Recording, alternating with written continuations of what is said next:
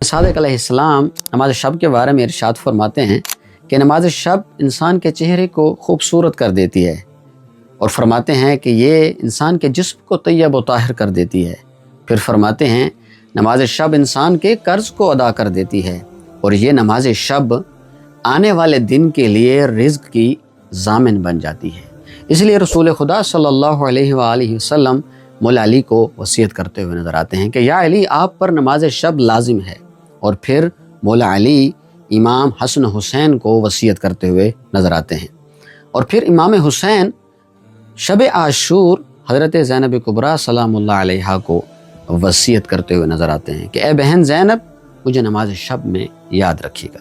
तो एक और मकाम पर इमाम सादिक अलैहिस्सलाम इरशाद फरमाते हैं कि जो शख्स नमाज शब पढ़ता है और कहता है कि मैं भूखा हूँ तो इमाम फरमाते हैं वो झूठ बोलता है, चूँकि नमाज शब इंसान के रिज़्क़ की ज़ामिन बन जाती है। तो ये वो इबादत है, ये वो अमल है कि जो बहुत सी खूबियों बहुत सी भलाइयों का ज़ामिन नज़र आता है। तो अगर कहा जाए कि नमाज शब फ़कत नाफ़िला नमाज ही नहीं बल्कि ये तरबियत नफ्स और इस्लाह नफ्स का बेहतरीन ज़रिया भी है।